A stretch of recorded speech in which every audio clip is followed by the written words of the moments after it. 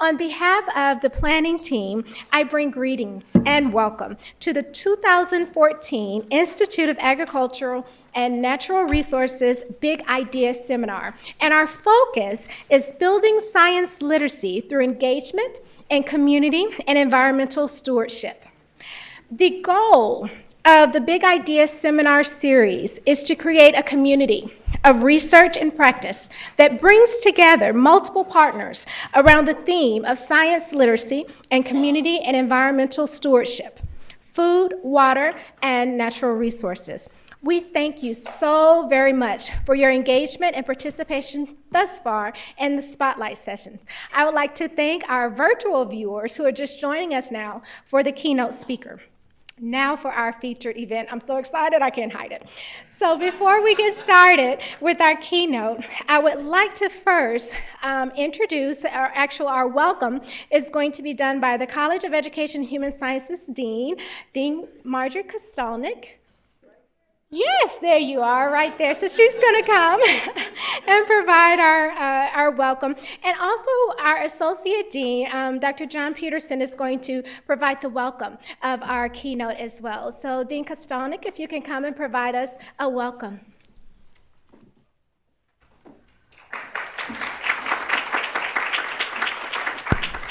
Well, good afternoon. It's wonderful to see you, and thank you, Tanya, and thank you to everyone who has put this together.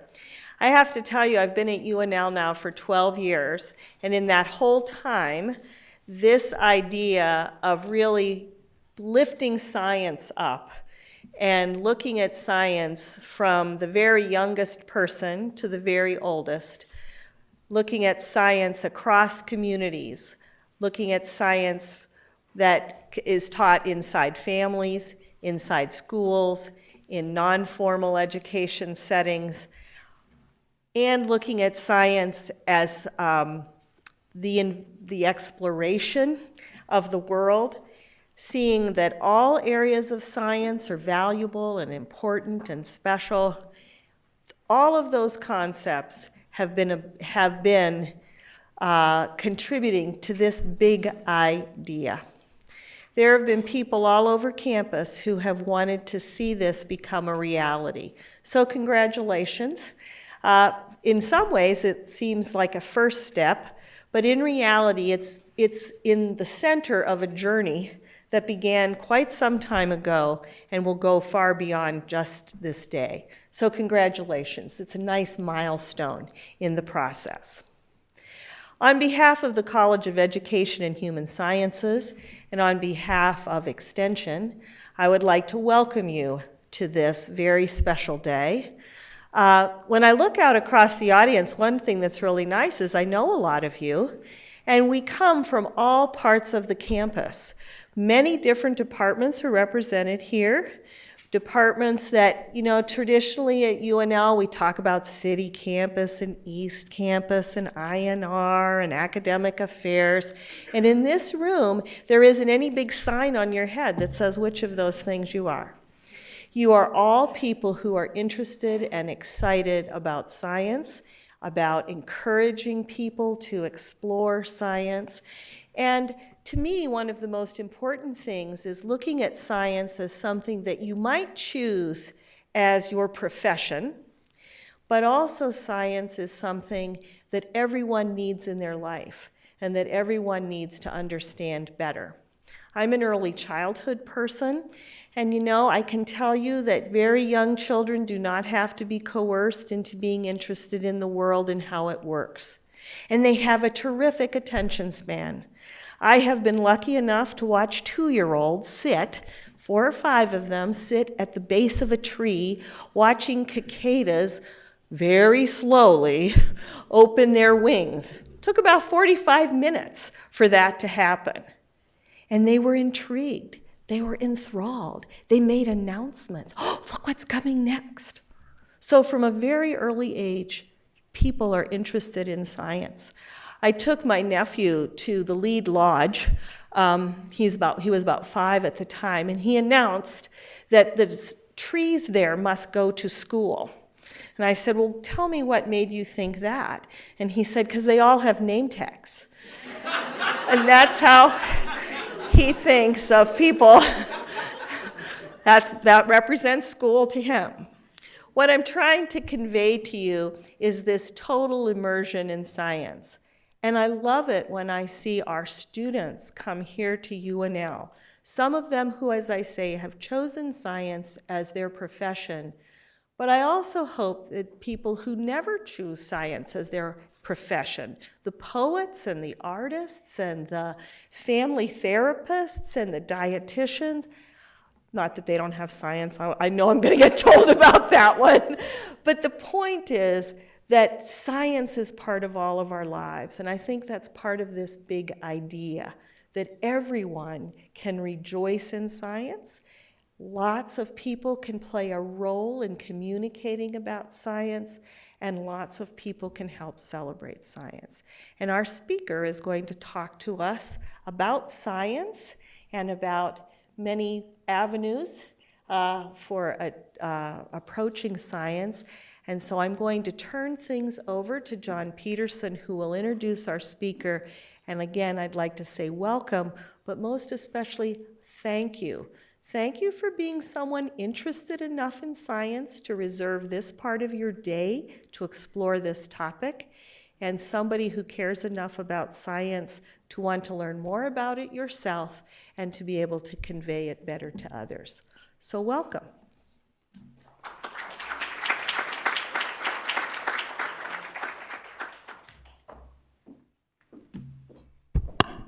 Thank you, Dean Kstelic. I really wrestled with how I might introduce Dr. Bybee.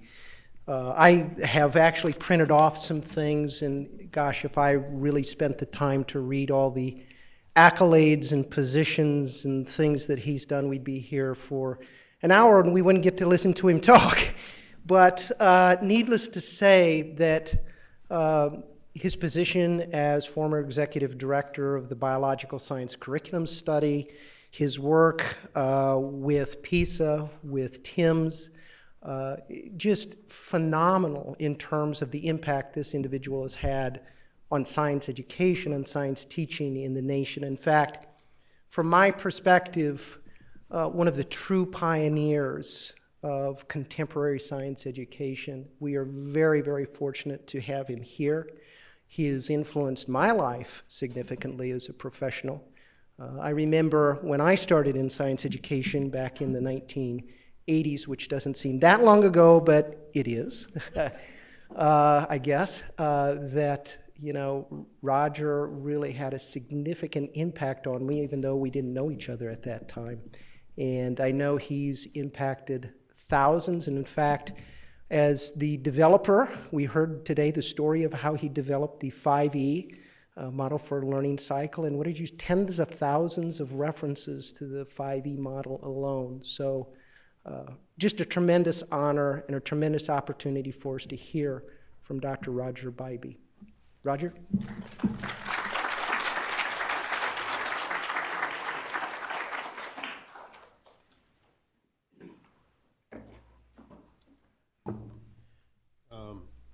John didn't mention this, but there's a particular reason that I really am expressing gratitude and appreciation to all of you for this invitation to the University of Nebraska. The reason is that, and John knows this and a few others, I graduated from high school in Nebraska. That was a number of years ago, like 1960, so you can do the arithmetic. But I did.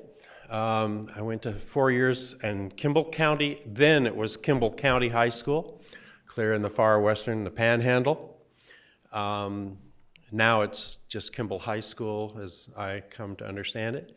But I've had a close connection for all of these years with Nebraska, with Kimball, going back for reunions and seeing how things change and so on and so forth. So I really do appreciate this as an opportunity to, I guess, share some of my ideas about science education in the state and perhaps in a larger view in the country. Before I get into my actual talk, so those of you who helped organize this certainly know, but I've been listening and talking to people beginning last night, and then over breakfast, and then several meetings earlier today, and kind of right up to about 15 minutes ago or so, with the general theme of scientific literacy. So I'm going to give myself permission to say a few things before I get into the formal talk. And we'll ask you to think for a minute about something like whatever your conception of scientific literacy is. Now, make the connection to these, and bear with me as I go through the list. These are topics, ideas, categories, organizations that I've heard for not quite the past 24 hours, but close. There isn't a particular order. The order is, how did I remember them as I jotted this down? So, rural issues, parent-school relationships, bees, as in the order Hymenoptera, for those of you biologists out there, citizen science, informal, robotics, high-altitude meteorology in that case, early childhood, extension services, inquiry, systems, soybeans, coaching, politics of science education, standards, 4-H, Ag, FFA, and used to be FHA too, but anyway, professional development, use of technology and apps, careers. Now, what if I said, here's the quiz? Take out a piece of paper and pencil and answer this question. Make a connection among those different categories to science education. And then stand up and give a little 2-3 minute talk on this is how those categories, or a category that I can identify, connects to scientific literacy. That's kind of the challenge I have, and when I put the talk together, I kind of went, how do you can't do this. So we'll see whether I manage it. Let me say a few other things about scientific literacy. And these, they're not quite challenges to what I've heard in the past roughly day, but they're things that I encourage you to think about. First of all, what do you really mean by scientific literacy?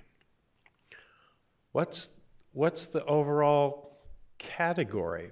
I get the words, but first of all, scientific literacy is a metaphor, okay? So of what? What's in the constellation of things that you would put under scientific literacy? I heard a lot about science examples.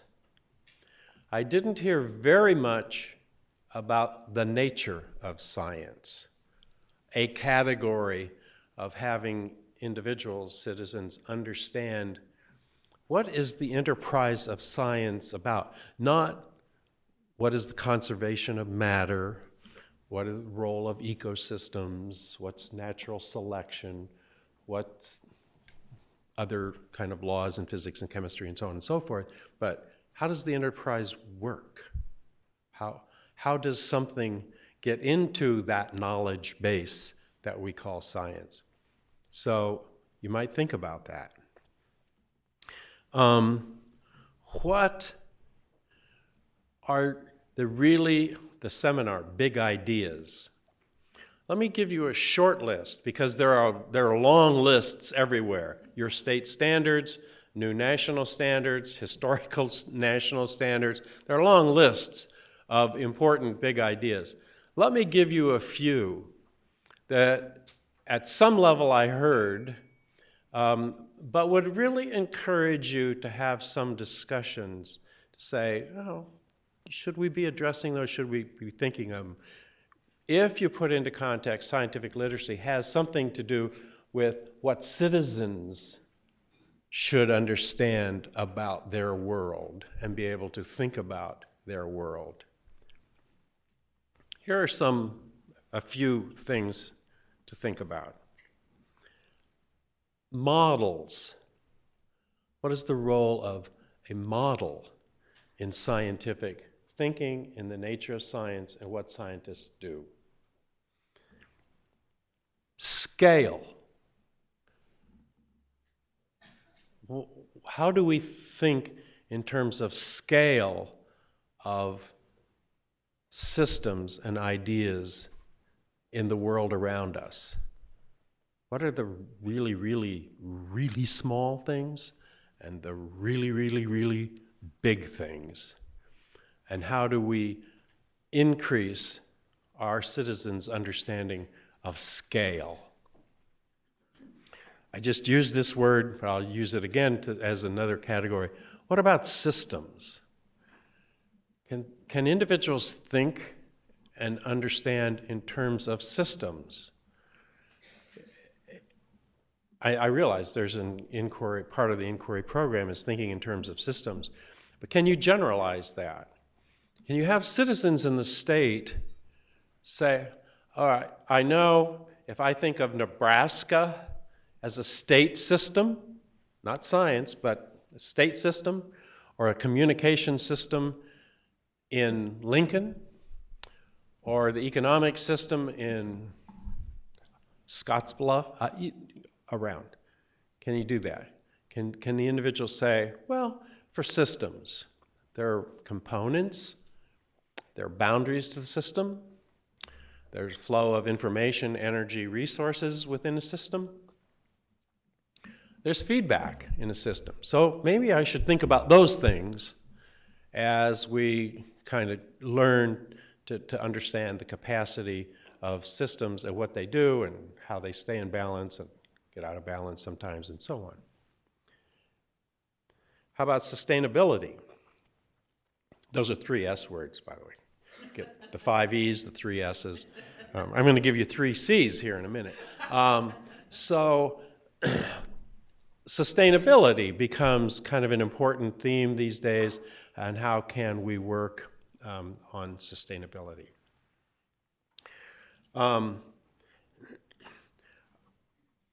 This is a little more complex, but I think it's really important. How can we help our citizens understand that some things occur in kind of acute, high-intensity ways? They're explosions, for example. And some things work in chronic, lower-intensity changes over scales of time and distance. Those aren't the same, obviously, but to differentiate between them is a helpful way to think about and understand the world. As I go through the talk, you'll pick up on 3. These are the 3 C's, by the way, if you're keeping notes or whatever. But one is, what are the contexts that the citizens in the state of Nebraska encounter issues of science and technology and engineering and mathematics, if you want to use the STEM phrase? What are the different contexts? Well, natural resources, health, environment, various issues related to technology, transportation, and so on. So thinking in terms of contexts is one way that the long list I gave you at the beginning of this talk is you have identified already a variety of contexts appropriate to the state that have meaning for individuals within the state. 4-H, agriculture has a high level of meaning in this state. Probably does in most states, but it's particularly important here. That gives a context to understand something about science and technology and so on. Really critical to the scientific literacy, I think, is think about the competencies, not just the content. We very easily lapse into, okay, so they should understand life, earth, and physical science, and I can think of a dozen or more topics, concepts, if you will, practices within those categories that everybody should know. And then as soon as you start down that track, there's also a number of facts and other information, interesting as it might be, but what are the competencies? And I don't just mean they should be competent to tell me what the energy flow in an ecosystem is about. But what are the competencies in general that you want them to be able to do? For example, you'll see this later in the talk. For example, you would like them to differentiate as they read articles in the newspapers or hear reports on television, to differentiate between what's the science component of this report, article, whatever, and what's the non-science? What's the social studies? What about the politics? And I don't want to be, and don't mean to be, dismissive of those categories, but everything isn't all of equal weight. So if you're talking about issues, climate change is popular these days, very easily you get into there's some science or the scientists know this, but what about jobs? Well, jobs are important, no doubt about it. We all have one, except for those of us who are retired. Now we just wander around, you know. But the importance is there, but not to be conflated with that's a science and that this is kind of the economics and this is the job opportunity and workforce and so on and so forth. And then what is the content? What is the fundamental content that becomes important in scientific literacy? And what the reason I'm pointing this out before I kind of get into the other themes of my talk is to say it might not be just the standards. And believe me, I worked on the standards in 1996. John pointed out, I worked on the standards that were released last year. So I think of standards as very important.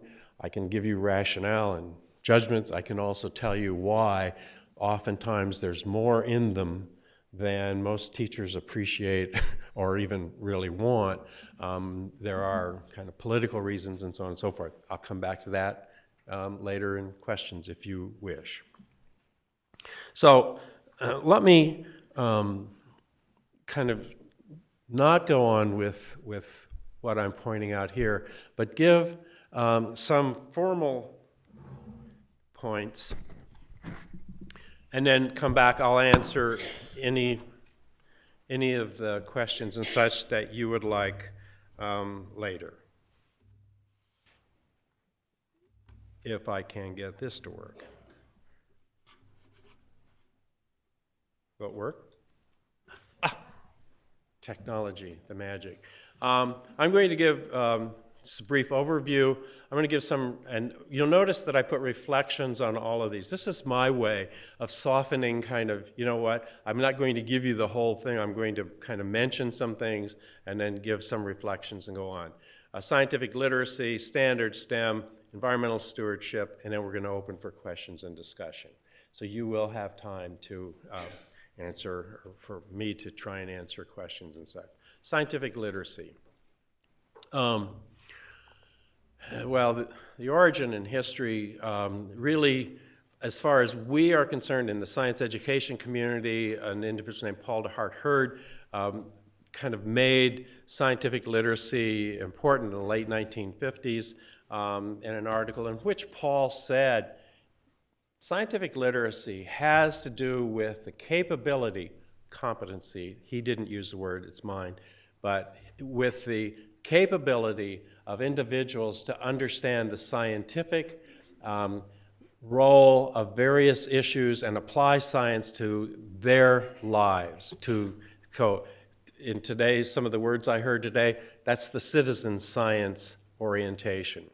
I'm going to give you two quick visions here. One is, and I attribute these to a colleague of mine, Doug Roberts, is Canadian, and these are ideas that Doug started with. As it turns out, he and I finished some work recently.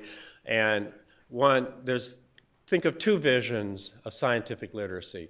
One vision is the knowledge of science subject matter and the abilities of inquiry, or the practices of science. Here are some of the key components of this view.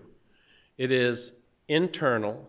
It is internal in the sense that we're going to look into science from the outside and say, what is the knowledge and the subject matter of physics, of chemistry, of biology, of the earth sciences, and what is important to understand about inquiry in those different disciplines. And so we define what is scientific inquiry by the knowledge that individuals have of physics and chemistry and so on. By and large, state frameworks, national standards, this was softened a little in '96, but it's, if I use that, softened and hardened a little in the 2013. That's the view of science that is perpetuated for most of our standards, most of our students, most of our textbooks, etc. Okay? Now contrast that with Vision 2, the application of knowledge to life situations. Ask, what are the competencies? What do we want students to be able to do as citizens when they confront a health issue, an environmental issue, an issue about energy efficiency, a list of things that I will point out later. The application of knowledge was captured in the 1996 standards under science and personal and social perspectives. That perspective was reduced, not eliminated, but reduced as, well, it was eliminated as a category, but the overall perspective was reduced in the most recent next generation of science standards. Think about those two dimensions and what we are trying to perpetuate. Literally, almost everything that I heard today was captured in Vision 2. You're interested in agriculture in the state. People are in agriculture. The application of science to issues related to agriculture, etc. I mean, you can go down the list and start applying things, and you go, that's what it sounds like. That's the verbal expression of what scientific literacy amounts to as you've been talking about it in contexts that you're working on. Don't then say, so they have to understand all of biology. They have to understand structure and function of organisms. They have to understand natural selection. But keep in mind it's the application of knowledge. Not, first we're going to teach them all knowledge in science, which you will never do, by the way. Too much, too sophisticated, too much time, and you have limited resources and so on. So what is it that they should really know as they apply it to their life situations? That can be work situations as well as, So here's a definition of scientific literacy that captures the various dimensions. You will see this over and over and over again. So, these slides are available. Don't spend your time writing all of this down. I'm not going to read it to you either. As adults, I'll give you the key points. The first bullet is scientific knowledge and use of that knowledge to identify questions, acquire new knowledge, and so on. The second, understand the characteristic features of science as a form of human knowledge. Sounds a little bit like my point about the nature of science. Awareness of how science and technology shape our world. It's there. The way science influences us, what we know, what we understand can influence our society, our culture. And finally, the attitudinal dimension, a willingness to engage in science and related issues and the ideas of science as constructive, concerned, reflective citizens. Those were the key ideas that we used to design the international assessment PISA. I'll tell you more about that later. I'm not going to digress into all of the issues of international assessments, but this becomes a key definition, and it has been for me. If you want to know, well, really, Rodger, how do you think about things? Because you're going to see this several more times in the talk, or variations on this talk, to say there's knowledge, there's understanding the characteristics of science and society, awareness of how that science influences our personal and social lives, and positive attitude, a willingness to engage in science. That's kind of the summary statement, if you will. Earlier, where's Corey? Oh, there he is. This is the framework I was telling you about. If you think about, so very quickly, I heard this several times today, and positive, I mean that positively.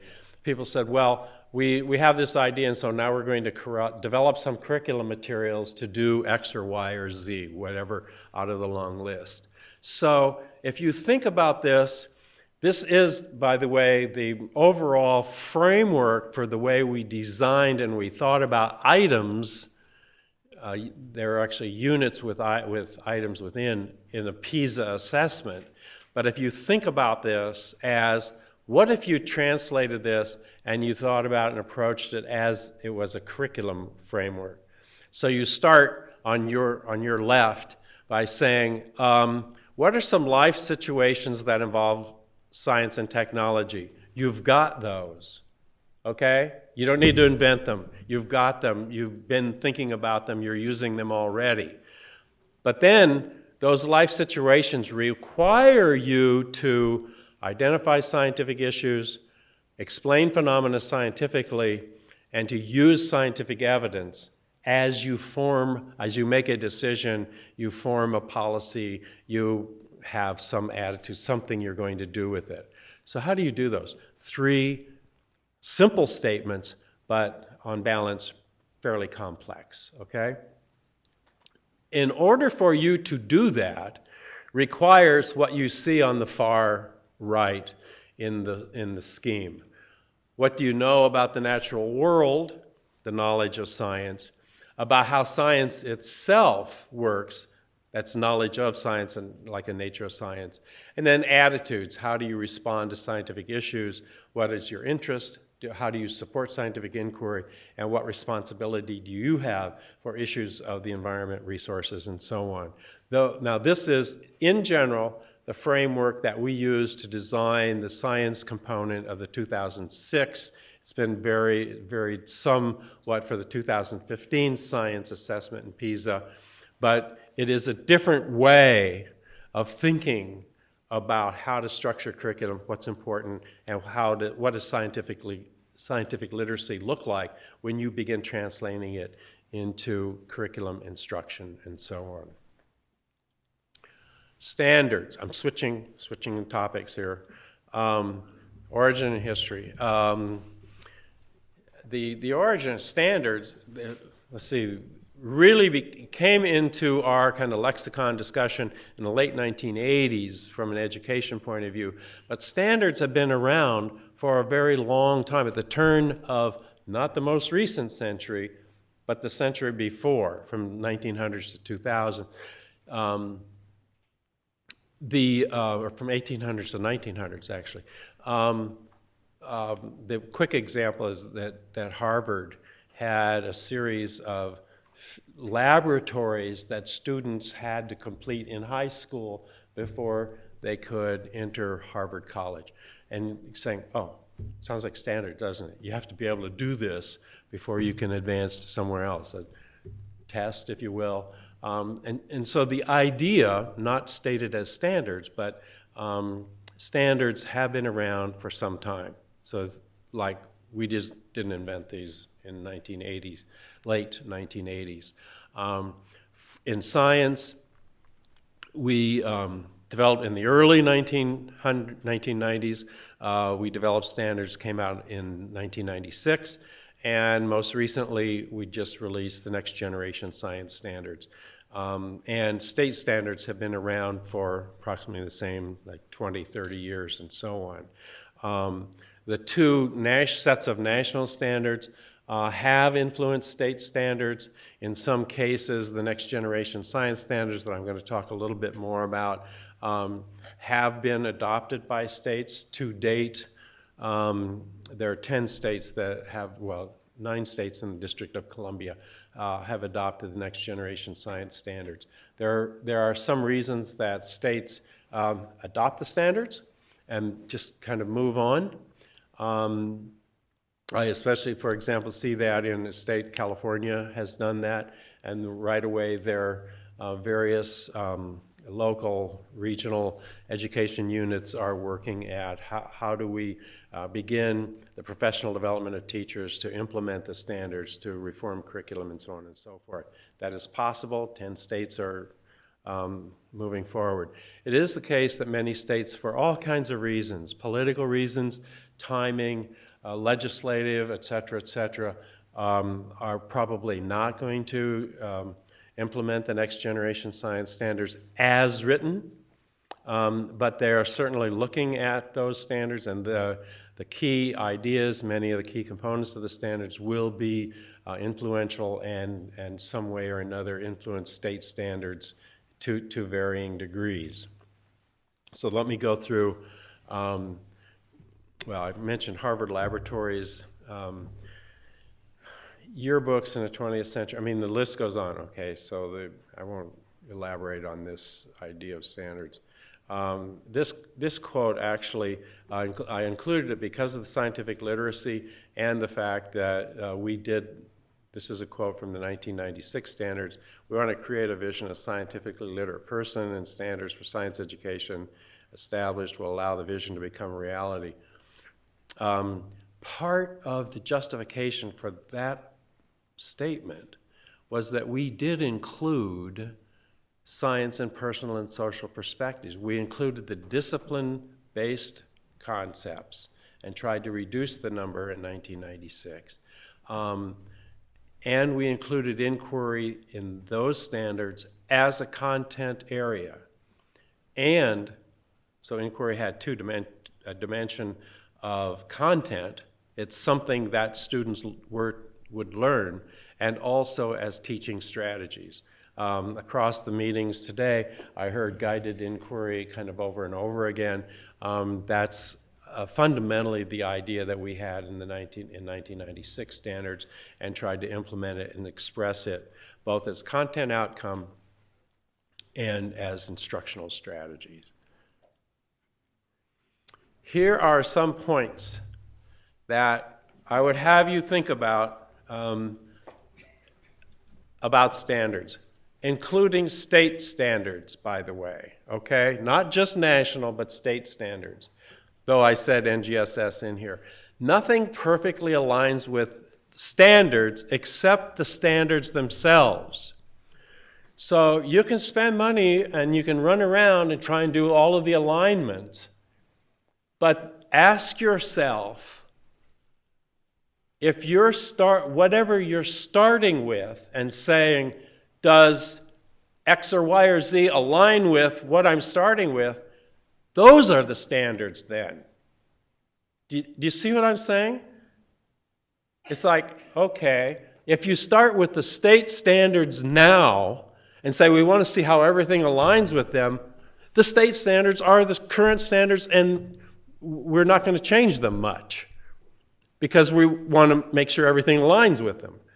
Instead of saying, let's look at it in a new and different way.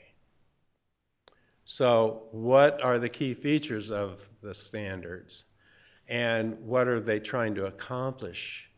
And what do we have to do to learn, to modify, to adapt, and so on? A second point. I started seeing this, nothing aligns with standards, in 1990s. We come out with standards and everybody'd go, well, we want to see how what we've got already aligns with those. Well, okay, what are you going to do with the discrepancies? And too often the discrepancies were just dismissed. It's kind of like, well, yeah, you said inquiry is an outcome, but we think that's too difficult, so we'll do away with that. Well, then you're just using your standards as the standards, and there you go. So here's a second point. Accommodating the language of NGSS, or any standards, for the language of curriculum and instruction. You'll notice the title of this slide says Translating Standards for Science Education. I used it, by the way, title of a book. Translating. Think about that as a metaphor and what I just said in this. If you translate, let's say you translate a play or a poem from one language to another, from French to English, if you will, what do you have to do? What's required? Well, you have to understand both languages. All right, I'm not just making this up. You've got to really understand French, and you've got to really understand English. You can't give yourself permission to go, well, that word's too hard, so I'll just make up something. No, you've got to thoroughly understand both languages. So if there's a language in standards, like what did the standards mean by inquiry, or in a more contemporary way, what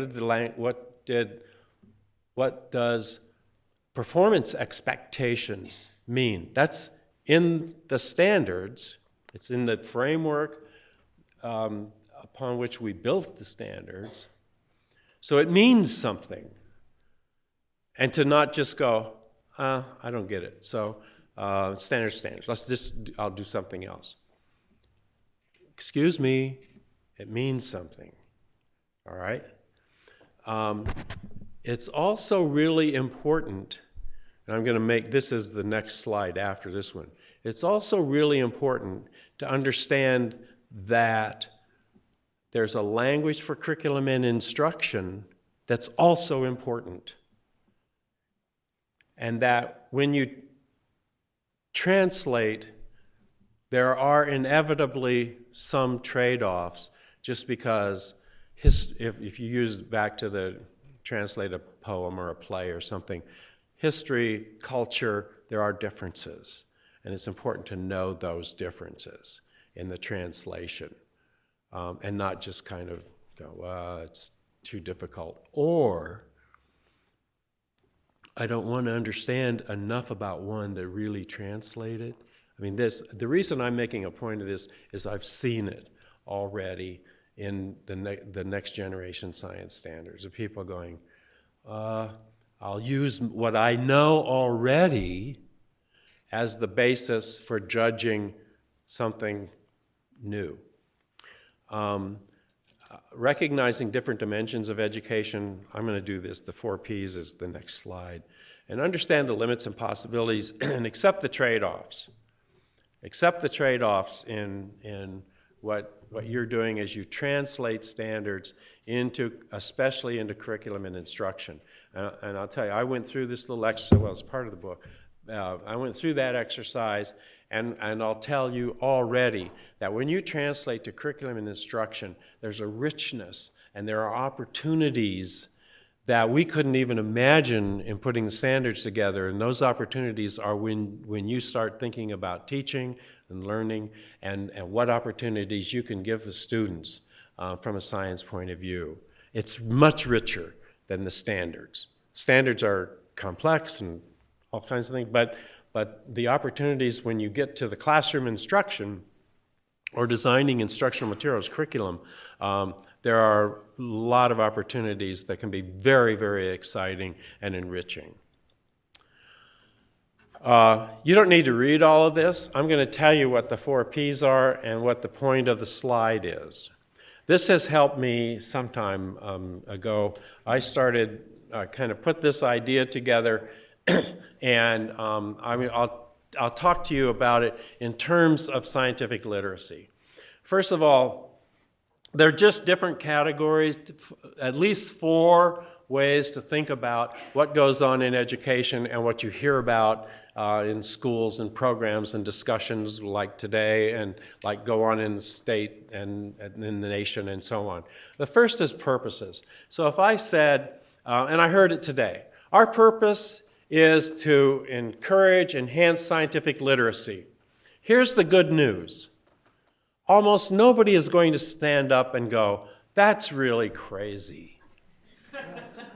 Scientific literacy? What do you mean? They go, okay, the good news is, so you can have broad kind of acceptance and buy-in to an abstract idea and a positive dimension of a slogan like scientific literacy. So people go, we're on board, okay. But then comes the next question. Well, what do we do about curriculum and assessment? And so how do we interpret this for different grade levels? And, all kinds of... So we form policies. And in general, think of policy kind of as a plan of action. What are we going to do? Think of policy as a kind of blueprint, if you will, for a house or for some structure. It's not the structure. It's the blueprint, saying, well, it kind of should look like this and that and the other thing. That's what standards are about. Standards, it's kind of a blueprint for this is where we should go. These are the guidelines. This is the content that's important. But it's not, I'll go to the third one, the program. The program's the actual thing. Okay? It's the, okay, so if we have new standards for the state of Nebraska, how does that translate to the teacher education program at the various colleges and universities in the state? Teacher education program, the thing that teachers are going to go through. Or what about curriculum materials that are used across the state? Or the translation of the standards into programs that would be applicable for the 4-H or for soybeans and inquiry and the various things that you have to do. It becomes, okay, the actual stuff. So it's a translation into the various dimensions of education. Teacher education, what's the assessment in the state going to look like? What about instructional materials, etc. Now finally, we get to a kind of ultimate and ultimately important dimension, the practice. What is it that teachers do relative to enhancing scientific literacy? Because I didn't say this earlier, but it comes up early. The teacher goes, good, I'm all for scientific literacy. Now, I'm in 4th grade in Gearing, Nebraska. What should I do? Fourth grade, gearing. Oh, that's a particular, and by the way, as a compliment, this particular teacher that I'm kind of inventing here had a particular background. He or she went to school somewhere. They learned some things about science. They didn't learn some other things about science.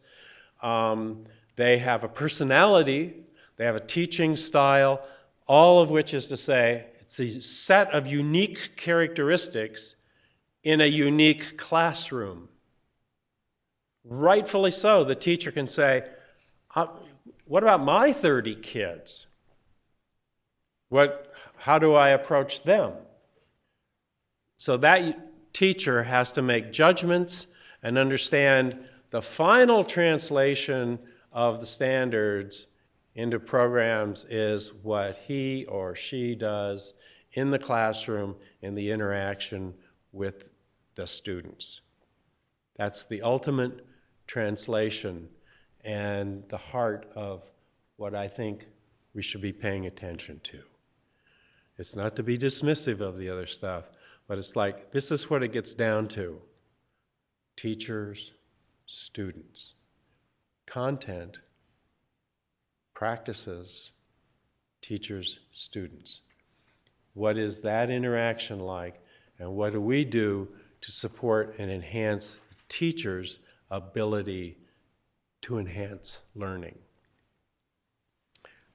I'll come back. That's kind of the closing statement, if you will. But here's a way of thinking about, so you hear about next generation science standards. Here's what the standards look like.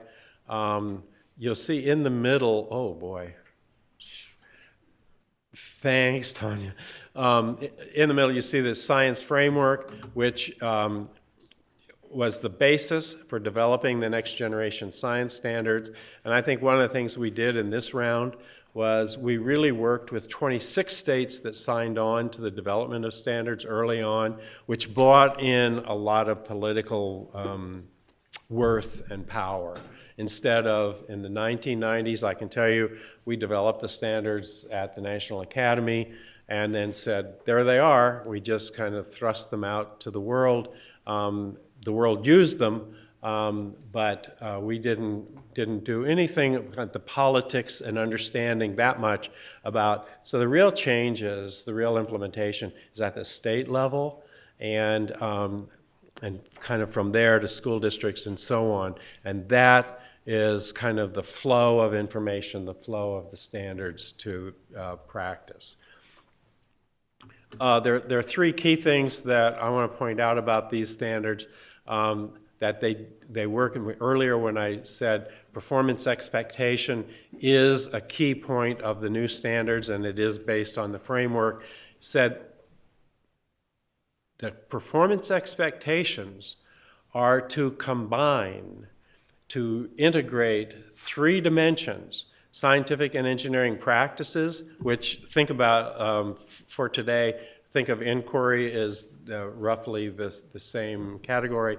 Cross-cutting concepts, really big ideas of like cause-effect, patterns, scale, systems, and so on are some of the types of things that I mentioned earlier, the cross-cutting concepts, and disciplinary core ideas. All right, you can identify those within key disciplines. Here's the point that I made a couple of times, that from the next generation science standards, if you look to the far right, so what are the assessments, curricular instruction, teacher development, and so on? Teacher development in this case is broadly conceived as professional development of those teachers in the field, and it is the undergraduate preparation of those young, energetic people coming into our profession. There are a number of instructional shifts. I've alluded to those.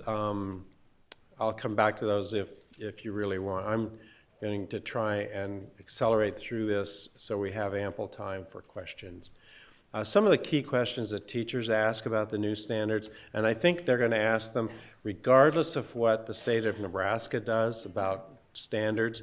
As if there are new standards, then the questions are going to be, will the assessments change? We're just in that era that it's one of the legacies of No Child Left Behind is everybody thinks about, so what's the assessment, what's the assessment? A second question that teachers rightfully ask, are there curriculum materials I can use? If we just took, whether they're the national standards or local or state standards, and just kind of put them on the table and said, there are the standards, do something about these, we are not doing the best service we can to help the teachers implement the standards. We've got to come up with some instructional materials to help them think about how is this new and different, and what can I use in my classroom. Where are the materials are perfectly legitimate questions for professionals in the classroom, because that's what they do day in and day out. That is, they use instructional materials, design lessons, and so on. To simply say, here are the new standards, go ahead, have a ball. I have other things to do, you know, I'm off.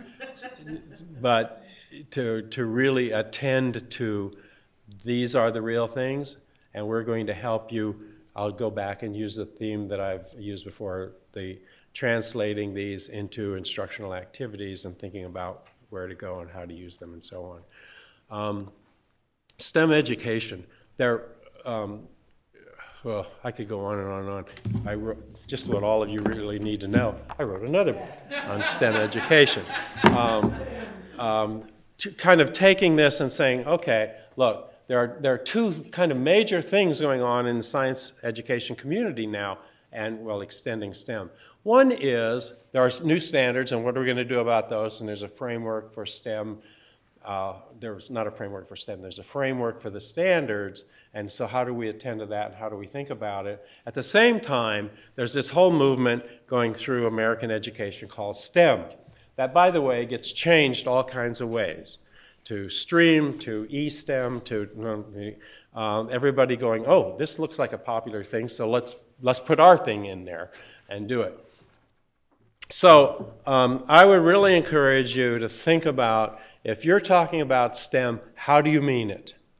And I'm not going, it's a whole other talk about there are different ways people mean STEM. Sometimes they just mean the science.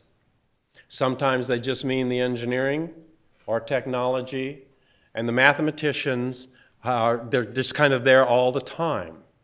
And that has to do with the history of mathematics in school programs, I think. It isn't negative. It's like they don't have to worry about it very much, but the worrying comes from the technology people, the engineering people, the science people about, oh, we've got to have more of this, and how are we going to get it into school programs, and will they remember us?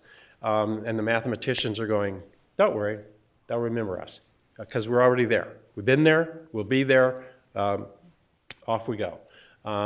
But when you talk about STEM, what do you mean? I mean, and not just the pass-through, well, we mean something about science, technology, engineering, math. Something about that? Are you talking about a curriculum? Are you talking about a national assessment? Are you talking about activities in the classroom? Are you really going to integrate all four of those dimensions? Are you just talking about one? And what I would say is you can be doing any of those things, but be clear about what you're doing. And many people are not. They're just going, well, it's STEM. Lots of things are STEM. So in this case, we're talking about a STEM literate society, a deep technical workforce of 21st century knowledge and economics, and advanced research and development workforce. That's the career goal for scientists, engineers, mathematicians. The second category, deep technical workforce, has to do with the level of understanding that at the end of a K-12 program, what should students understand and be able to do as if they're going into careers into a technical workforce. Not the workforce that it's at the end of a 4-year program in science engineering. And then STEM literate society. I'm not going to read that to you because it says the same thing as the earlier one that you saw. The definition of STEM expands the type of ways that we approach scientific literacy as we thought about in PISA. I want to make a point here. You'll see up here in the top some areas where STEM education, I think, could be particularly important. They're categories that you talked about today that I won't elaborate on, but there are things like natural resource, natural hazards. The Platte River, does flood occasionally, and pay attention to that. And environmental quality, energy efficiency, health maintenance, disease prevention. So there are some categories that really apply to a number of different things across the categories of STEM, and to understand them from the 4 dimensions of STEM education would be important. The deep technical workforce, this is another category. Again, I'm not going to go into this. If you want, I'll answer questions about it. But what you see down here, the bullets at the bottom of the page, adaptability, complex communication, non-routine problem solving, self-management, self-development, systems thinking, are all 21st century workforce themes that essentially the National Research Council had some money. They brought in labor economists, they brought in scientists, they brought in science educators to say, what are the opportunities in science education programs that we have to develop 21st century skills, and what are those skills anyway? That's the list they came up with. They're not unusual if you're looking at different kinds of lists of 21st century skills, but they're generic. They don't say there's a particular job connected to those, but there are various capacities that we think are important in 21st century. Careers, attending to the diversity of students, recruiting the top students into STEM professions, and keeping individuals in STEM careers is kind of continuing to be a problem across STEM and careers. Stewardship, I'm just going to zip through this, in the interest of time. You'll notice what we did here, you can have access to these slides. About a year ago, a group of us were asked by the PISA, by OECD in Paris, to think about environmental literacy and to basically adapt the framework that we had for science literacy to accommodate the various issues in environmental literacy and stewardship. You see the same kind of framework here, different categories. This was presented to OECD roughly a year ago now, but it's kind of the same perspective with some variations. The main variation would be from an environmental point of view, what are the actions that we're trying to encourage relative to the environment. These are roughly some of the categories that I used a few minutes ago with different things that you might do, personal, local, and global perspectives for like biodiversity, population growth, and so on. Here are some concluding recommendations.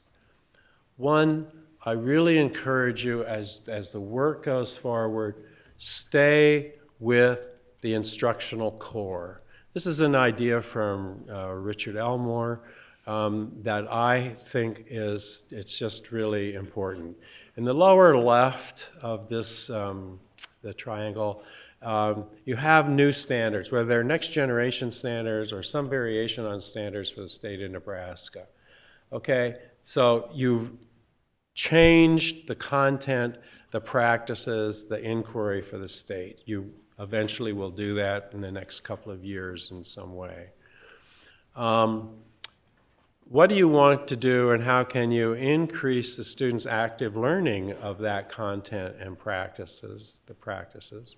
And how can you increase the skills, knowledge of the teachers relative to teaching the content and the practices? That's the professional development category.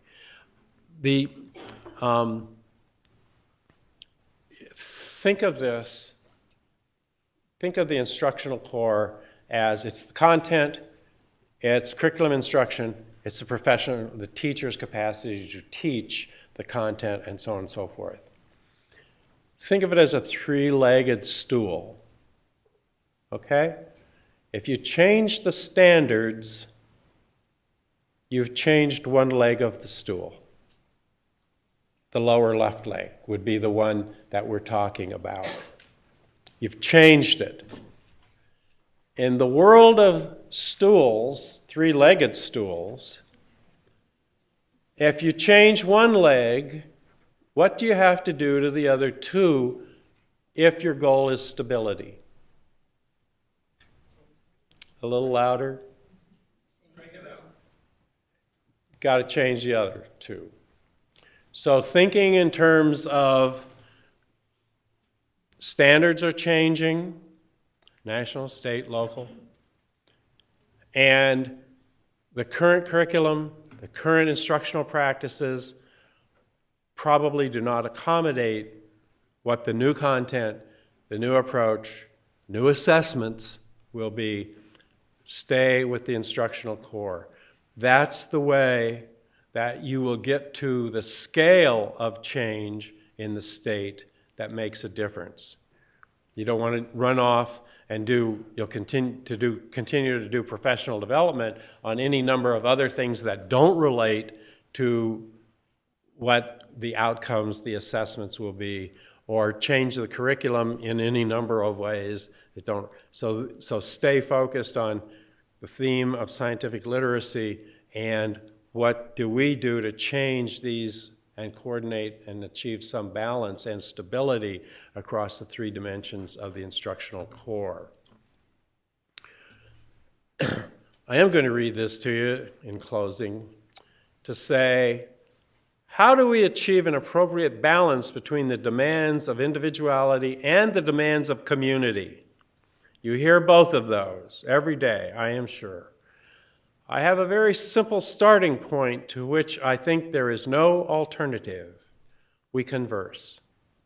This meeting is a conversation. Your discussions today have been a conversation. Ongoing extension activities are part of the conversation. Okay? So it isn't like, well, it's just a presentation, forget about it. No, it is part of a conversation. Okay?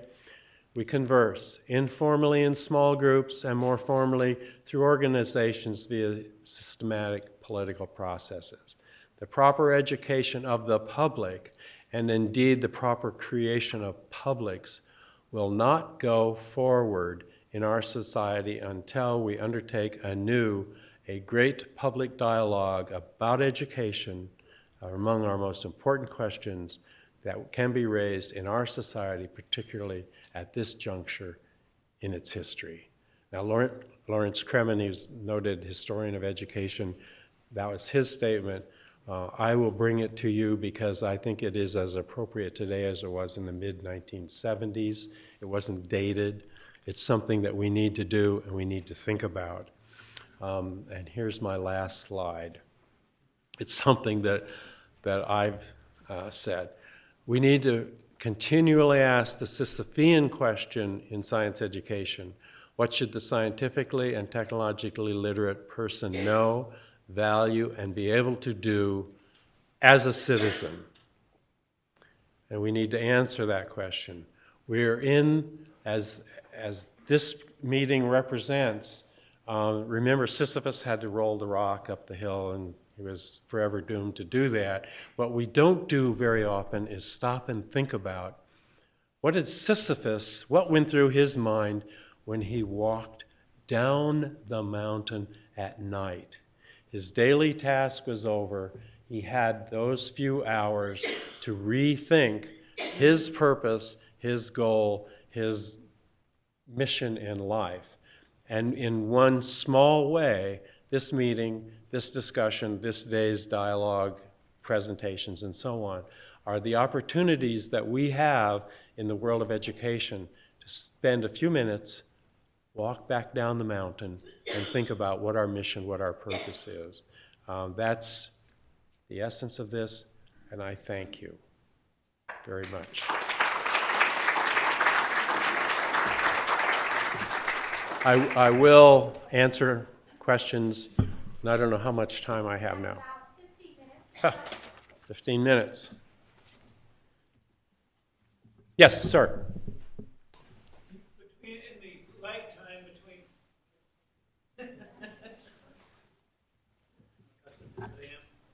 in the lifetime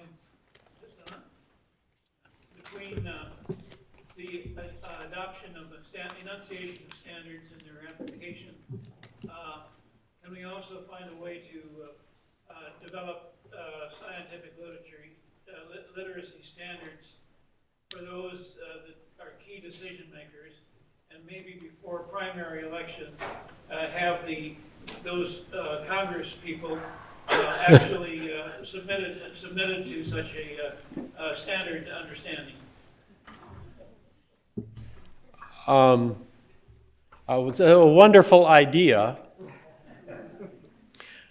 I wish that it could be done, but I think the reality is they wouldn't take the test. And I think that's the reality. I don't mean to cut your question and the implications of your question short. The one thing that I would say about it is your question is a recognition that for much of what we're doing, there's a political reality that is different from kind of the educational, kind of what do our teachers need, what can we change assessments, and so on and so forth. And I just really encourage any way possible to help educate our legislators about kind of what is meaningful education and what is important relative to science literacy. I don't want to just kind of mumble on and on and on, but I get, and I hope everybody in the room gets the insight from that question, even though the answer is to say the least, complex and difficult.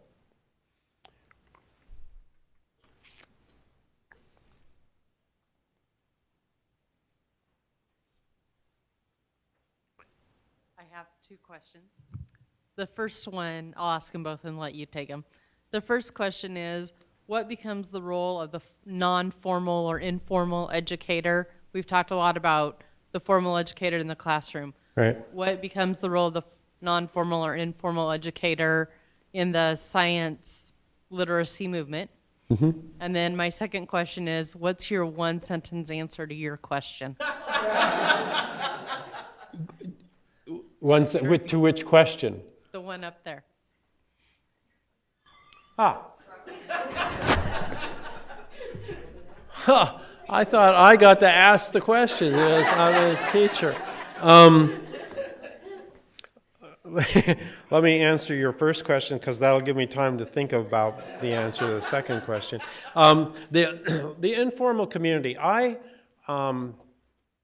will own one thwn that you pointed out is, in general, I tend to think about school science programs. So I'll own that. But over the years, I've had colleagues point out, sometimes not as nicely as you did, that their informal is really, really very important. And I agree.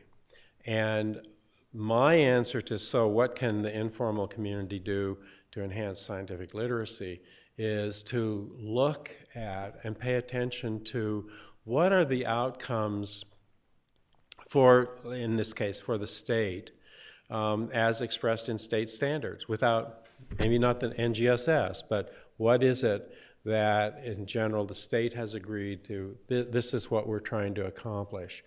And to be able to say, whether it's like an environmental ed center, an outdoor ed center, a museum, a zoo, all the constellation of things in the informal community, for that community to ask themselves, what are we doing to contribute to the overall goal of scientific literacy? And what are the opportunities we have to help the people, because they're citizens, they're parents, they're little folks, and so on and so forth, who come to our zoos, to our aquaria, to our, the list goes on. And so we want to be contributing. So what is it that we can do?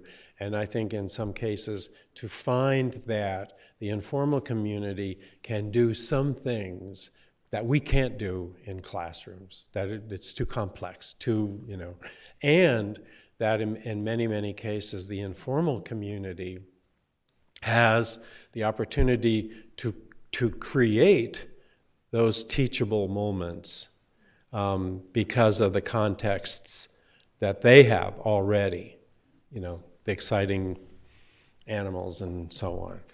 So I think rather than the informal community going, well, we're just kind of there, say, no, we're part of this whole mission, and this is what we are doing to contribute to the scientific literacy. So that's the answer to the first question. The answer to the second question, let's see. I should be able at this point to say, did you listen to my talk? I answered the question, not in one sentence, but to think about some of the things that I did put in the question. That is both scientifically and technologically literate. So I added technology. So I would add that to the way to think about literacy. That I also said know, value, and be able to do. 3 dimensions there, not just what should they know. And then to highlight at the end that it's about citizens. It's not about training. I'm not opposed to training future scientists and engineers, but for K-12 education, formal and informal, it's paying attention to what do the citizens need to know, value, and do in their life situation. So I would go back to some of the things that I said. It's a little more than one sentence, but I tried to capture it in the question, kind of the way I would answer. Okay?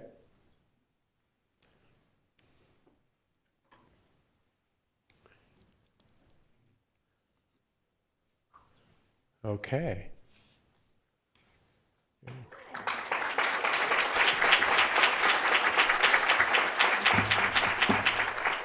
Stay put, right, of course. Stay put. Yes, just stay put, but go over just a little bit, about 2 inches. 1, 2. Let's give Dr. Bybee another hand, please.